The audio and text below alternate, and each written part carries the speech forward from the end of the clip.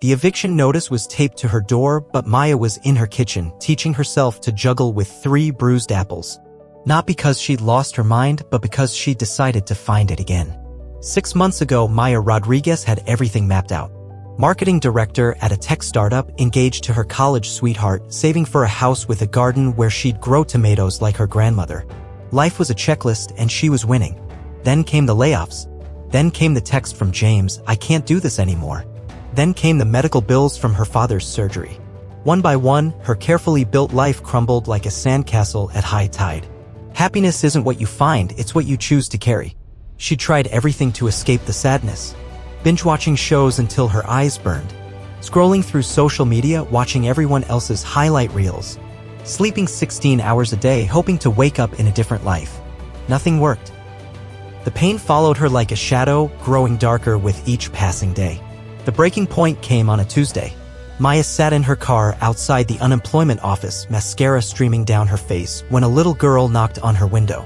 "Why are you crying?" the child asked, holding a half-melted ice cream cone. Because everything's broken," Maya admitted to this tiny stranger. The girl tilted her head. "My ice cream's broken too. See? But it still tastes good." Storms pass, but the smiles you wear in them become your strength. That night, Maya couldn't stop thinking about melted ice cream and broken things that still had sweetness.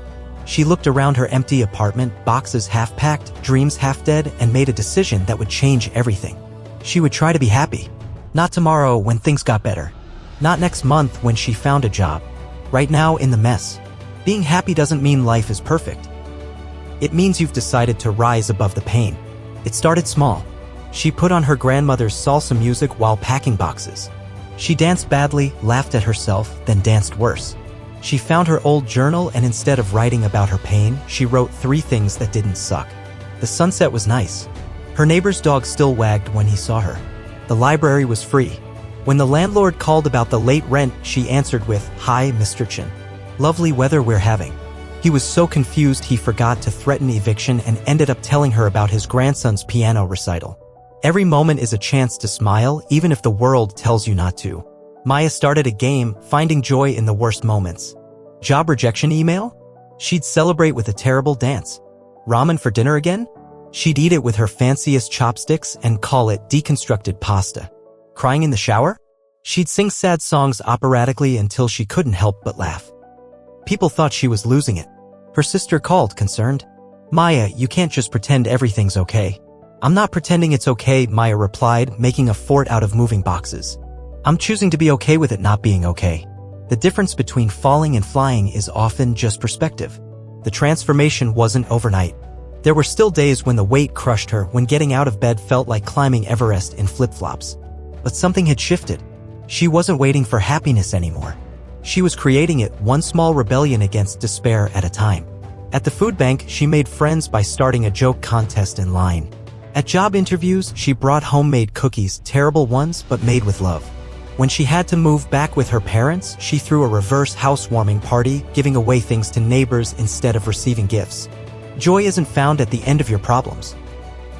It's hidden inside them, waiting for you to dig it out. The miracle wasn't that her life suddenly fixed itself. The miracle was that she stopped needing it to. Her father, watching her sing while washing dishes, asked, "How can you be so happy when everything's fallen apart?" Maya dried her hands, thinking, "Because I realized something, Dad. I spent so long thinking happiness was a destination. Like if I just achieved enough, earned enough, fixed enough, I'd arrive at this place called happy." She smiled. Turns out happiness is more like breathing. You don't do it once and you're done. You do it moment by moment, especially when it's hard. Sometimes the bravest thing you can do is smile when you have every reason to cry.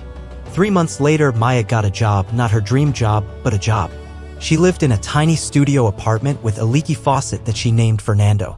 She ate a lot of pasta and called her mom too much. By every measure of her old life, she was failing. But she wasn't, because she'd learned the secret that changes everything. Happiness isn't a reward for getting life right. It's a tool for getting through life, period. She still juggled with apples sometimes, dropping them more than catching them. But that was okay. Life had taught her that the point wasn't perfection, it was persistence. The point wasn't avoiding the storm, it was learning to dance in the rain. Your circumstances are your story's setting, not its ending. You still get to write how it goes. On hard days, when the world felt heavy, Maya would remember the little girl with the melted ice cream. Broken things could still be sweet. Messy things could still be beautiful.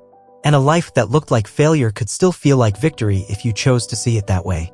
Try to be happy in every situation, not because life is good, but because you are stronger than life is hard. The rain still came.